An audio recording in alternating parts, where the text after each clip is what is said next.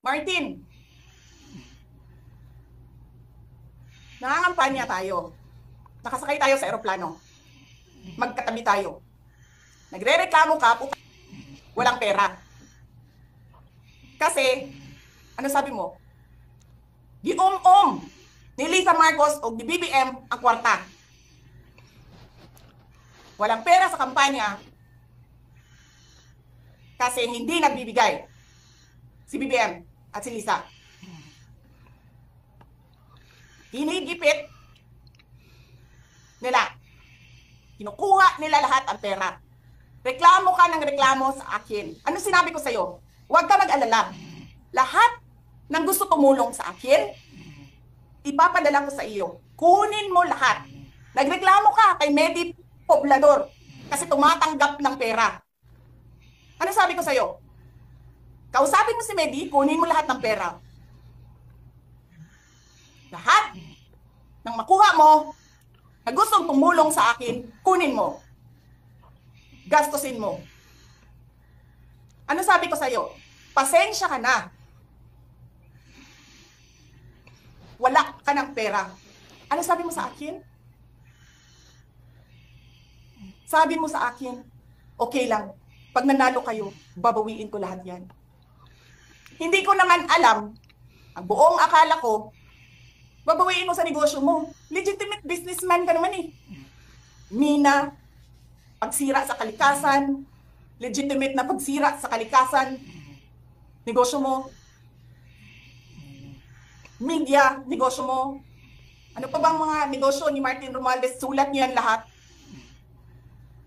Akala ko magninegosyo ka lang. Kasi businessman ka naman. Hindi ko naman alam, binubulsa mo.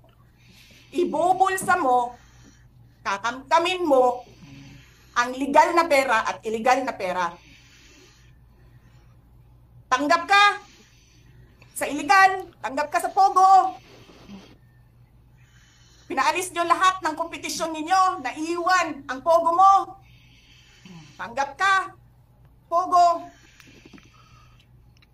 May nagsasabi pa, tumatanggap ka sa smuggling, sa droga. Tapos kuha ka dito sa National Treasury. Akin ito, akin ito.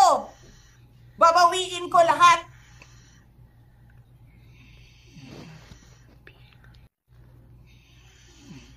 Masakit sa akin, Martin, hindi yung pagsira ng pangalan ko eh. Ang masakit sa akin, maalis mo man ako sa presidential race, hindi pa rin ikaw ang presidente. King.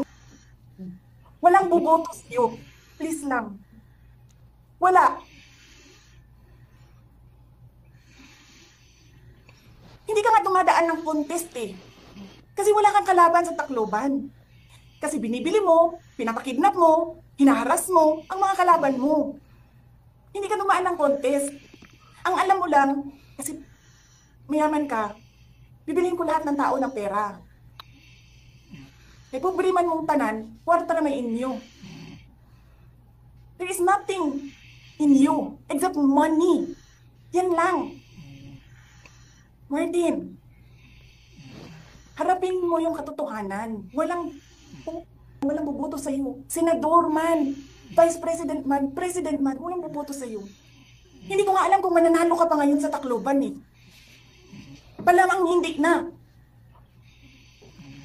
Sinong gusto sa lahat sa buong Pilipinas ang ibalik ka sa Kongreso? E di lahat ng tao pupunta yan doon sa Tacloban, mangangampanya yan sa kalaban mo.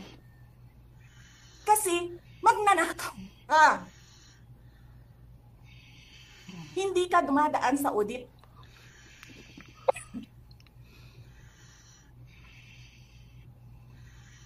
Milyon-milyon, buwan-buwan, certification lang ng congressman. 1 million, 2 million, pirma lang. Alam nyo, bakit alam ko? Kasi may MA din ako. May MA ako sa DepEd, may MA ako sa OVP. Pero sa amin, sa akin, nire-require ako ng resibo ng COA. Pero alam ko, certification lang ang kailangan. Pero nag-comply ako. Bigay nyo lahat ng resibo. Pero ikaw, pirma mo lang, hindi mo nga ata pirma yan, pirma lang ng staff mo yan. Milyon-milyon dyan sa Committee on Accounts. Lumalabas ang pera. Pirma nyo lang. Walang nag-audit sa inyo. Sino ang nag-audit ng confidential funds ng Office of the President? Wala.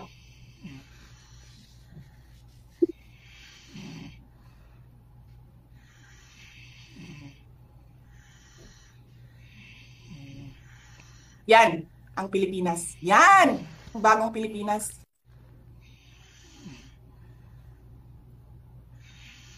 Kriminal ang speaker. Bakit ko nasabi kriminal siya? Basahin niyo yung kaso niya sa United States of America. Sinungaling, presidente. Double whammy pa. Hindi lang siya sinungaling. Hindi pa siya marunong maging presidente.